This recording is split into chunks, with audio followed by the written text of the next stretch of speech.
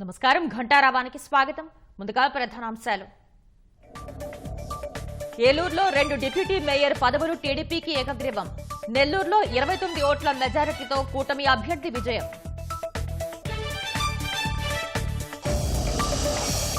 Hindupuram municipality TDP కైవసం. Chairman గా 6వ వార్డ్ కౌన్సిలర్ రమేష్ ఎన్నిక.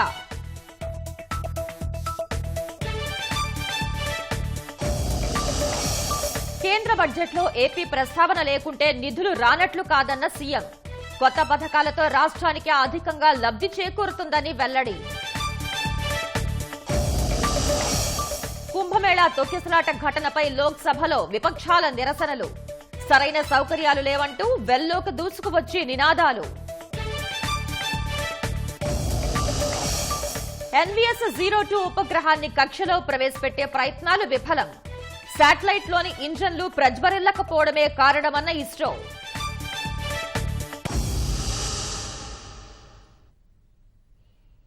గుంటూరు నగరపాలక సంస్థ స్టాండింగ్ కమిటీ ఎన్నిక కొనసాగుతోంది. మరింత సమాచారాన్ని మా ప్రతినిధి చంద్రశేఖర్ ప్రత్యక్ష ప్రసారం ద్వారా అందిస్తారు.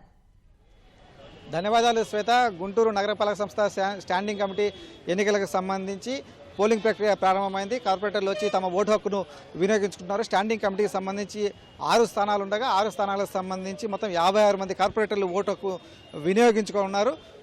అయితే ఎన్నికల టీడీపీ జనసేన నుంచి గెలిచినటువంటి కార్పొరేటర్లు 11 మంది అయినప్పటికీ కూడా సాధారణ ఎన్నికల తర్వాత చాలామంది వచ్చి కూటమి పార్టీలో చేరారు. కొంతమంది జనసేనలో మరికొంతమంది తెలుగుదేశం పార్టీలో చేరడంతో ప్రస్తుతం కూటమి బలం 30కి చేరుకుంది. కూటమికి సంబంధించిన కార్పొరేటర్లందరూ కూడా కొద్దిసేపటి క్రితమే గుంటూరు నగరపాలక సంస్థ కార్యాలయానికి చేరుకున్నారు. వారందరూ కూడా ఒక్కొక్కరుగా ఓటు వేసేందుకు అందరూ కూడా లోపలికి వెళ్తున్నటువంటి దృశ్యాలు మనం చూడవచ్చు. 12 మొత్తం ఈ 6 స్టాండింగ్ కమిటీ స్థానాలకు సంబంధించి 12 మంది అభ్యర్థులు పోటీలో ఉన్నారు.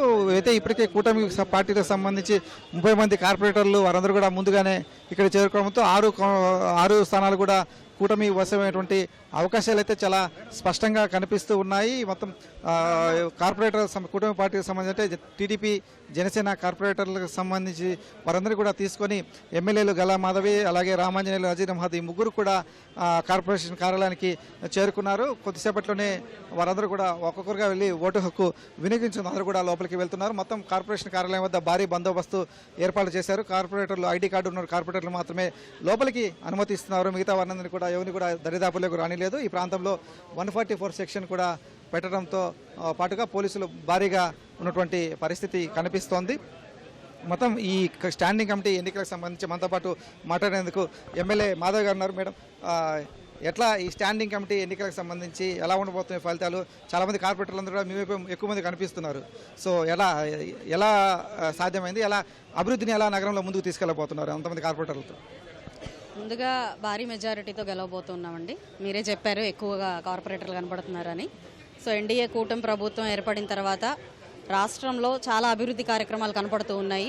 అదేవిధంగా గడిచిన 5 సంవత్సరాల్లో గుంటూరు కార్పొరేషన్ పరిధిలో ఏ ఒక్క పనులు జరక్క గుంటలూరు మరింతగా లోయలూరులాగా తయారైన పరిస్థితి కనపడుతూ ఉంది. సో వీటన్నిటి నుంచి బయటపడాలి, అభివృద్ధి జరగాలి అని అంటే ముందు ఇక్కడున్న అసమర్థ ప్రభుత్వం దిగాలి. మరి కార్పొరేషన్లో తీసుకుంటే మేయర్ గారు వారి అనుచర వర్గం పూర్తిగా కూడా ఏ ఒక్క అభివృద్ధికి నోచుకోకుండా ఈ గుంటూరు పరిస్థితిని ఇంత దూరం తీసుకొచ్చిన పరిస్థితి. కాబట్టి ఇందులోంచి బయటికి రావాలి, ఎమర్జెన్సీగా ఎలక్షన్ జరగాలి. మన కూటమి ప్రభుత్వం ఖచ్చితంగా గెలిచి తీరుతుంది. ఎందుకంటే అందరూ కూడా మీరు చూశారు, అందరూ వైసీపీ నుంచి కూడా ఆకర్షితులై ఈ యొక్క డెవలప్మెంట్ చూసి ఆకర్షితులై మన వైపు రావడం చూశారు. కాబట్టి ఎట్టి పరిస్థితుల్లో విజయం మనకు తథ్యం. ఎమ్మెల్యే నజీర్ అహ్మద్ గారు మనతో పాటున్నారు. సరే, ఎట్లా ఈ ఫలితాలు ఎలా ఉండబోతున్నాయి? కార్పొరేటర్లు అందరూ కూడా ఎక్కువ మంది కనిపిస్తున్నారు కదా. సో ఎందుకోసం వాళ్ళందరూ కూడా వచ్చి కుటుంబ పార్టీల వైపు మొగ్గు చూపారంటారు? గత సంవత్సరం నుంచి చూస్తూ ఉన్నాం. లాస్ట్ 5 yearsలో కూడా గుంటూరు నగరంలో అనుకున్నటువంటి అభివృద్ధి, ప్రజలు ఆశిస్తున్నటువంటి అభివృద్ధి వైసీపీ నాయకత్వం ఏదైతే ఉందో ఇవ్వలేకపోయింది. ఈరోజు కూటమి నాయకత్వం ఏర్పడిన తర్వాత ఈ 8 నెలల్లోనే దాదాపు నగరంలో 25 కోట్ల రూపాయల అభివృద్ధి కార్యక్రమాలతో పాటు కొత్త ప్రణాళికలతో ముందుకు సాగుతున్నటువంటి పరిస్థితులు కనిపిస్తూ ఉన్నాయి. అందుకని అభివృద్ధిని ఆకాంక్షించేటువంటి ప్రజాప్రతినిధులందరూ కూడా కూటమి నాయకత్వాన్ని బలపరచడానికి, ముఖ్యంగా గౌరవ ముఖ్యమంత్రి నారా చంద్రబాబు నాయుడు గారు అమరావతి ప్రాంతాన్ని శరవేగంగా ఏ విధంగా అయితే అభివృద్ధి చెందుతా ఉందో ఆనుకున్నటువంటి గుంటూరు నగరాన్ని కూడా అభివృద్ధి ఆశిస్తున్నటువంటి వాళ్ళందరూ కూడా ఈరోజు కూటమి నాయకత్వాన్ని ఈ 6 అభ్యర్థుల్ని ఎన్నిక చేసుకొని తద్వారా నగర అభివృద్ధికి సహకరిస్తారని ఆశిస్తా ఉన్నాం. మనతో పాటు కార్పొరేటర్ కొమ్మినేని గారు ఉన్నారు. సార్, ఎట్లా దాదాపు 4 ఏళ్ల పాటు కొత్త కౌన్సిల్ ఏర్పడింది, ఎట్లా వాళ్ళందరూ అభివృద్ధి చేయకుండా కేవలం రాజకీయాలకు పరిమితమయ్యారు?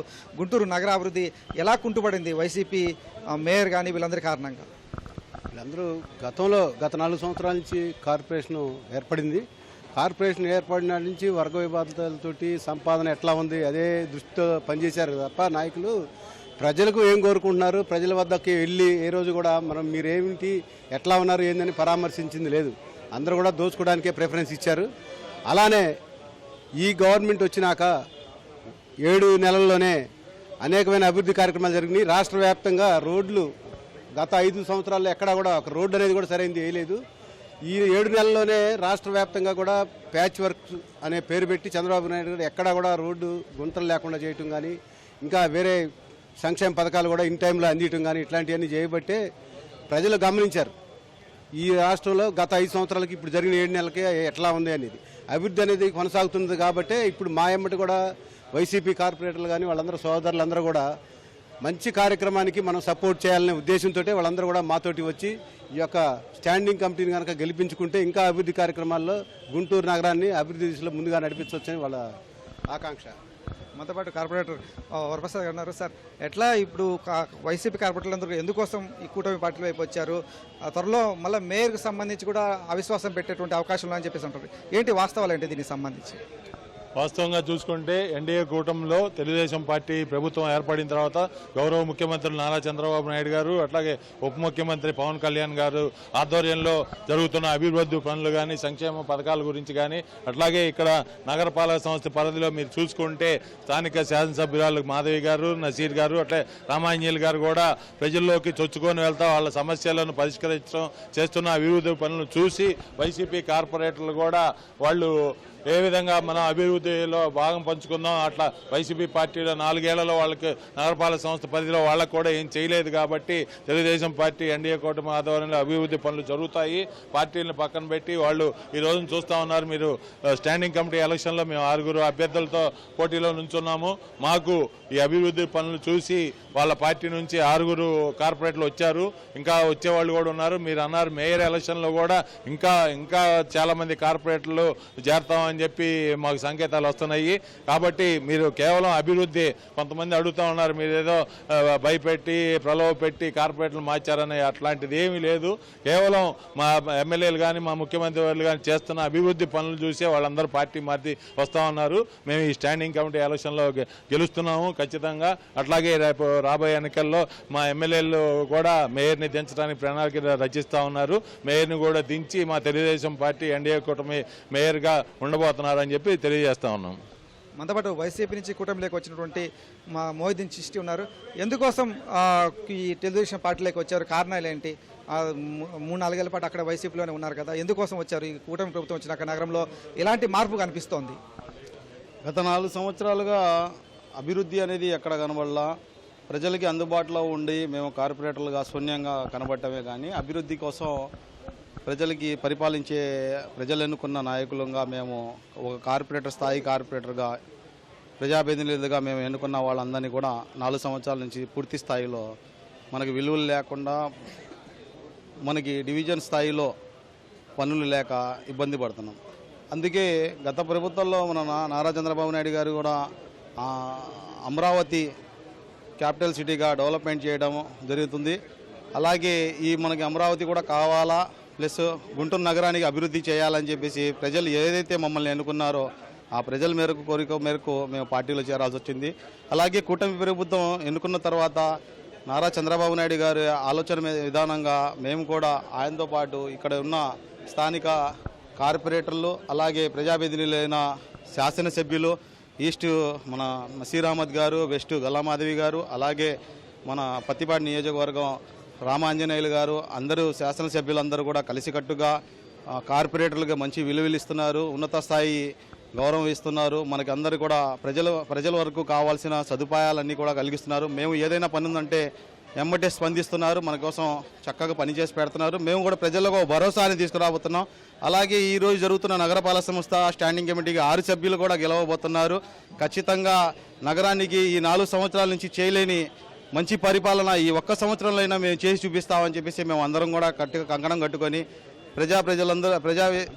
ప్రజలు ఎన్నుకున్న ప్రజాప్రతినిధులు అందరూ కూడా ప్రజల కోరికల మేరకు ఏదైతే రోడ్లు కానీ, వ్యవస్థ కానీ, డ్రైనేజ్ కానీ, విద్యారంగం కానీ, అనేక సంక్షేమ పథకాలు కూడా మేము ప్రజల వద్దకు తీసుకెళ్తాం, మంచి పరిపాలన అందిస్తామని చెప్పేసి ప్రతి ఒక్కరు తెలియజేసి సెలవు తీసుకున్నాం. ఇది గుంటూరు నగరపాలక సంస్థ స్టాండింగ్ కమిటీకి సంబంధించి సమాచారం. మొత్తం 56 మంది కార్పొరేటర్లు ఉండగా 30 మంది ఇప్పటికే కూటమి పార్టీలకు సంబంధించి ఇక్కడికి కనిపిస్తుండడంతో స్పష్టమైనటువంటి ఆధిక్యం కనిపిస్తోంది. ముందుగానే కొద్దిసేపట్లో వాళ్ళందరూ కూడా ఓటేందుకు ఒక్కొక్కరుగా లోపలికి వెళ్తూ ఉన్నారు. ఎందుకంటే మొత్తం 12 మంది పోటీలు ఉన్నారు. 12 మంది ఆ అభ్యర్థులకు సంబంధించి ఎదురుగా కూడా టిక్ మార్క్ వేసి తమ ఓటు హక్కును నమోదు చేయాల్సి ఉంటుంది. కాబట్టి అందరూ ఒకసారి పూర్తి ఇబ్బంది అవుతుంది. కాబట్టి ఓటింగ్ అంత చేసేందుకు వీలుగా కూడా ఒక ఇద్దరు ముగ్గురు లెక్కన లోపలికి పంపిస్తూ ఉన్నారు.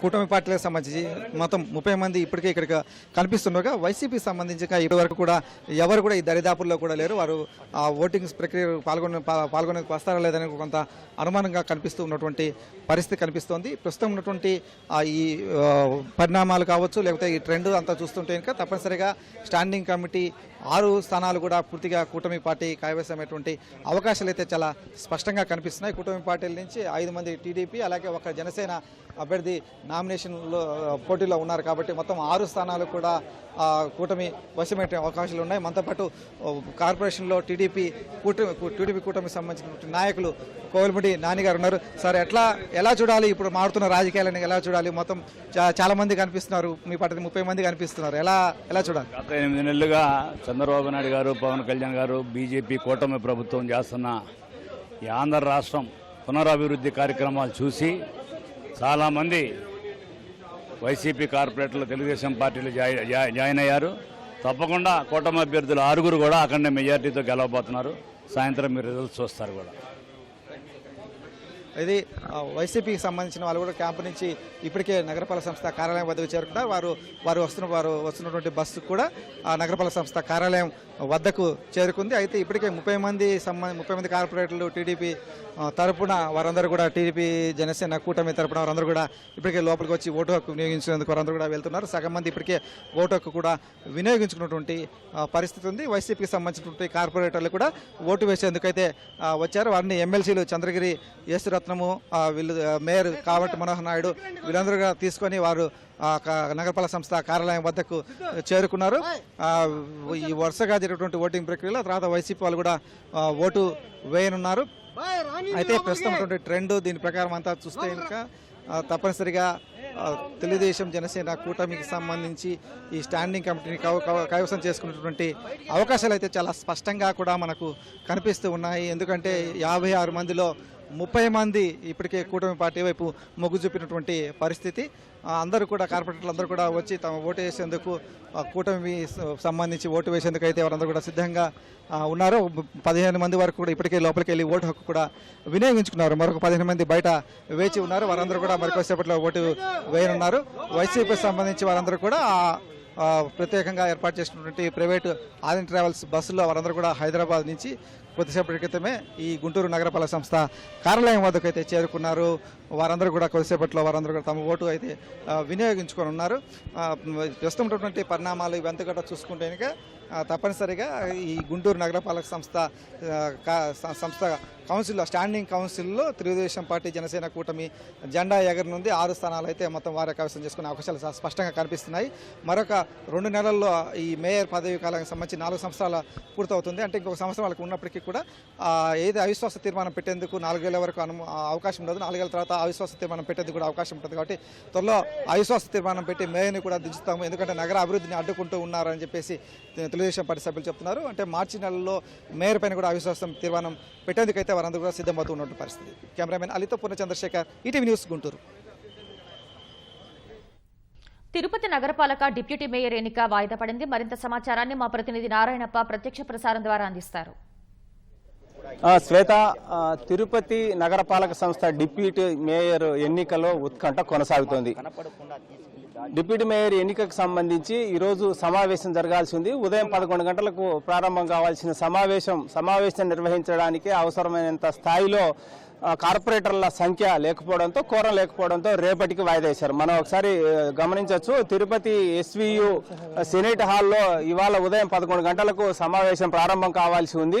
ఈ సమావేశానికి కార్పొరేటర్లు హాజరు కాకపోవడంతో సమావేశం వాయిదా పడింది. మనం చూస్తున్నాము, మొత్తం తిరుపతి నగరపాలక సంస్థలో 50 డివిజన్లు ఉన్నాయి. 50 డివిజన్లలో 47 మంది మాత్రమే కార్పొరేటర్లు ఉన్నారు. మిగిలిన 3 డివిజన్లకు సంబంధించి కార్పొరేటర్లు లేరు. వీరిలో ఒకరు చనిపోయారు. అదేవిధంగా మరొకరు డిప్యూటీ మేయర్కి సంబంధించి అభినయ్ రెడ్డి డిప్యూటీ మేయర్ పదవితో పాటు కార్పొరేటర్ పదవి కూడా రాజీనామా చేయడంతో ఆ కార్పొరేటర్ పదవి కూడా ఖాళీగా ఏర్పడింది. అదేవిధంగా ఎన్నికల సమయంలో చోటు చేసుకున్న సంఘటనల నేపథ్యంలో న్యాయపరమైన సమస్యలతో మరో డివిజన్కి సంబంధించి ఎన్నిక జరగలేదు. దీంతో అది ఖాళీ ఏర్పడింది. ఈ నేపథ్యంలో 47 మంది కార్పొరేటర్లు ఉన్నారు. 47 మంది కార్పొరేటర్లలో ఈరోజు డిప్యూటీ మేయర్కు సంబంధించి 26 మంది డిప్యూటీ మేయర్కు ఎన్నికకు అవసరం ఉంటుంది. కానీ 47 మందిలో సమావేశం నిర్వహించడానికి 3వ వంతు కార్పొరేటర్ల సమావేశానికి వచ్చినప్పుడే మాత్రమే సమావేశం నిర్వహించేందుకు అవకాశం ఉంటుంది. కానీ సమావేశం నిర్వహించడానికి అవసరమైన స్థాయిలో కార్పొరేటర్లు రాకపోవడంతో సమావేశం వాయిదా పడింది. మరికొద్దిసేపట్లో సమావేశానికి సంబంధించి జాయింట్ కలెక్టర్ సమావేశానికి సంబంధించి వివరిస్తున్నారు. వాయిదా పడిందని చెప్పి రేపటికి. సార్, అసలు ఎందుకు వాయిదా పడింది అంటారు సమావేశం?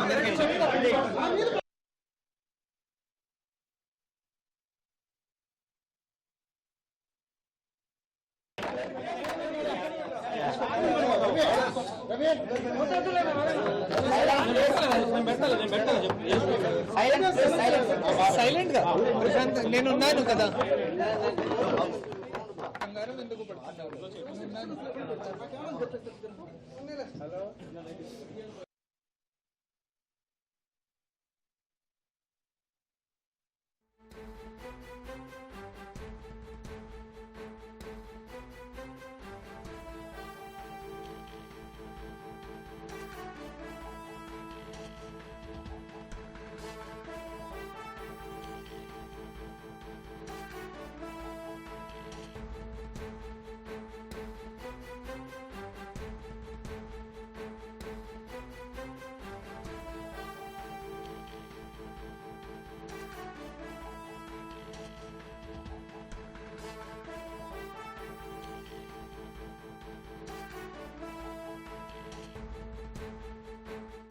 నమస్కారం. ఈరోజు ఫిబ్రవరి 3 మనం Tirupati municipal corporation deputy mayor casual vacancy fill చేయడానికి ఇక్కడ ఈ స్పెషల్ సెషన్ కన్వీన్ చేశాము.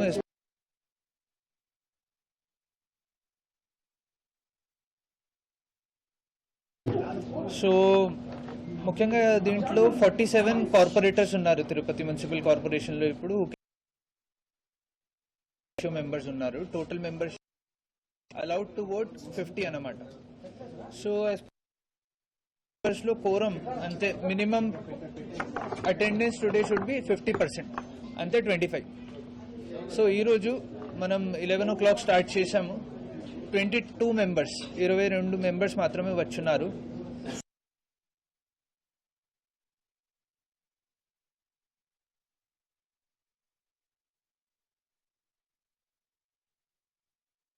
మరియు అనౌన్స్ చేశాము.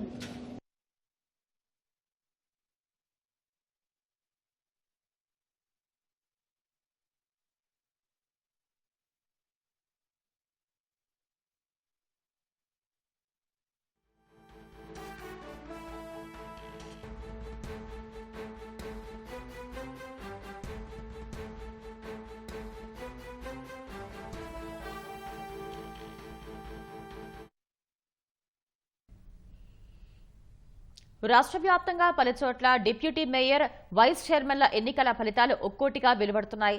మెజారిటీ స్థానాలను టీడీపీ మద్దతుదారులు కైవసం చేసుకుంటున్నారు. మరికొన్ని చోట్ల ఇంకా ఎన్నికలు జరుగుతున్నాయి. శ్రీ సత్యసాయి జిల్లా హిందూపురంలో మున్సిపల్ చైర్మన్ పీఠం తెలుగుదేశం వశమైంది.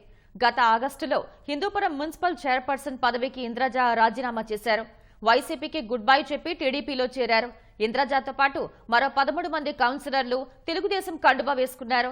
38 మంది కౌన్సిలర్లు ఉన్న హిందూపురం పురపాలికలో వీరి చేరికతో తెలుగుదేశం బలం 21కి చేరింది. ఎంపీ ఎమ్మెల్యే ఓట్లు కలుపుకుంటే మెజారిటీ 23కి చేరింది. ఇవాల్టి పురపాలిక ఎన్నికలో 23 మంది మద్దతుతో చైర్మన్ పీఠం టీడీపీకి దక్కింది. 6వ ward councillor Ramesh municipal chairman గా ఎన్నికయ్యారు.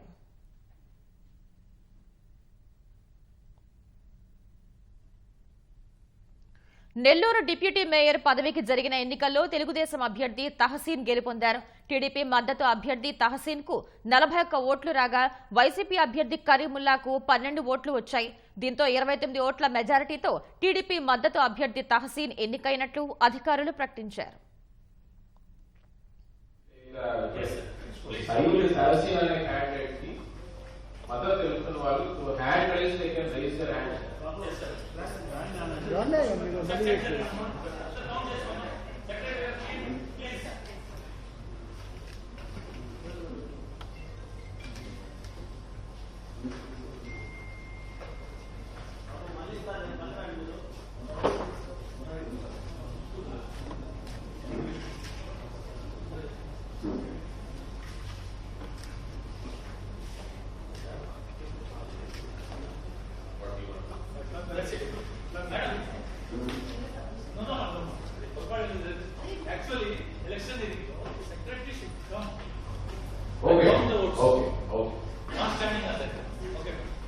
Karimullah అనే క్యాండిడేట్ కి total votes polled 12, Sayeed Tahseen అనే క్యాండిడేట్ కి total votes polled 41.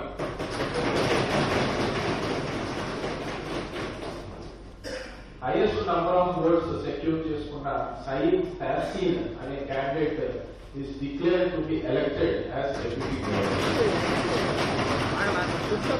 I thank all the elected members and ex-official members who have attended this special meeting.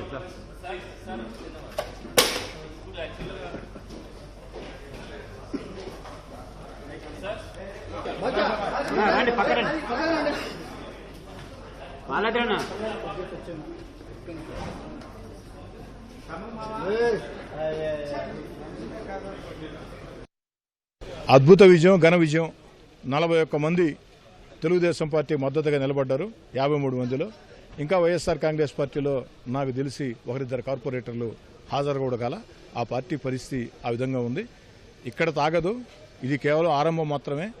ఏదైతే వచ్చే కార్పొరేషన్ ఎన్నికల్లో నగర రూరల్ నియోజకవర్గాల్లో 54 డివిజన్లు ఉన్నాయి.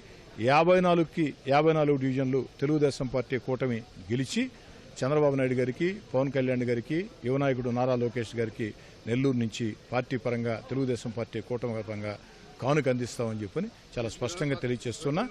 రేపటి రోజు సూర్యుడు తూర్పున ఉదయిస్తాడు అన్నది ఎంత వాస్తవమో, వచ్చే కార్పొరేషన్ ఎన్నికల్లో నెల్లూరు కార్పొరేషన్ 54-54 తెలుగుదేశం పార్టీ కూటమి గెలుస్తుంది, గెలవబోతుంది. రాసిపెట్టుకోండి.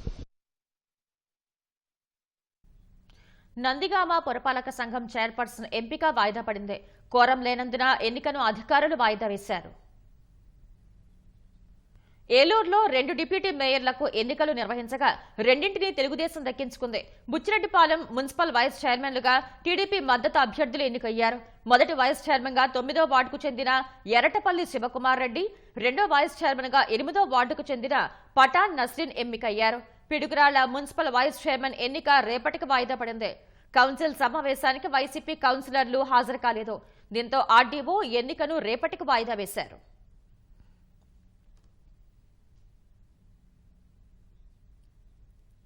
బీజేపీతోనే దేశ రాజధాని ఢిల్లీ అభివృద్ధి సాధ్యమని సీఎం చంద్రబాబు అన్నారు. 10 ఏళ్ల ఆ పాలనలో ఢిల్లీ అభివృద్ధిలో పూర్తిగా వెనకబడిందన్న చంద్రబాబు, సంపద సృష్టించకుండా కేవలం సంక్షేమంపైనే ఆపు దృష్టి పెట్టిందన్నారు. ఇది ఢిల్లీతో పాటు దేశానికే మంచిది కాదన్న సీఎం, సంపద సృష్టించగలిగిన నాయకులకే సంక్షేమం అందిస్తామని మాట్లాడే హక్కు ఉండాలనే అంశంపై దేశ ప్రజలతో పాటు ఢిల్లీలోనూ చర్చ జరగాలన్నారు. అభివృద్ధితో పాటు సంక్షేమం, ఉపాధిని కల్పించే ప్రణాళికతో ముందుకొచ్చిన బీజేపీని హస్తిన ప్రజలు గెలిపించాలని విజ్ఞప్తి చేశారు. ఢిల్లీ మన రాజధాని, మన అందరి ఆత్మ గౌరవం. ప్రపంచం మొత్తం భారతదేశానికి వస్తే మొట్టమొదటి వచ్చే ఢిల్లీకే వస్తారు. ఢిల్లీ చూసినప్పుడు అందరిలో కూడా ఒక ఇంప్రెషన్ వస్తుంది. అలాంటి ఢిల్లీ ఈ 10 సంవత్సరాలు ఒక పొలిటికల్ ఫెయిల్యూర్ మోడల్ తో ఢిల్లీ సతమతమయ్యే పరిస్థితి వచ్చి హైయెస్ట్ పొల్యూషన్ ప్రపంచంలో ఎక్కడుందంటే ఢిల్లీలో. అది వెదర్ పొల్యూషన్ గానీ పొలిటికల్ పొల్యూషన్ గానీ. మనం చేసే పనులు ఫలితాలు ఇవ్వకపోతే బెటర్ వే ప్రజల్ని పొల్యూట్ చేసేయడం అన్ని అవి ఇవి చెప్పేసి. ఢిల్లీలో మీరు చూస్తే గల్లీలో చూస్తే మురికి నీరు పోయే పైప్ లైన్లు, మంచినీరు పోయే పైప్ లైన్లు రెండు కలిసిపోయి కలుషితమైన నీరు తాగే పరిస్థితికి వచ్చారు. రెండోది, ఢిల్లీలో ఎక్కడ చూసినా అశుభ్రమైన ఇది ఉంది. యమున టోటలీ పొల్యూట్ అయిపోయింది. ఎయిర్ పొల్యూషన్ అయితే ఇంకా భరించరాని స్థాయికి వెళ్లిపోయే పరిస్థితికి వచ్చాం. ఇంకొక పక్కన ఆపర్చునిటీస్ కూడా తగ్గిపోయినాయి. ఢిల్లీకి ఎవడు రావాలన్నా వచ్చే పరిస్థితులు లేరు. ఇవన్నీ కూడా ప్రజలు ఆలోచించి ఈ రోజు బీజేపీ వెల్ఫేర్ ఇస్తున్నారు, డెవలప్మెంట్ హామీ ఇచ్చారు.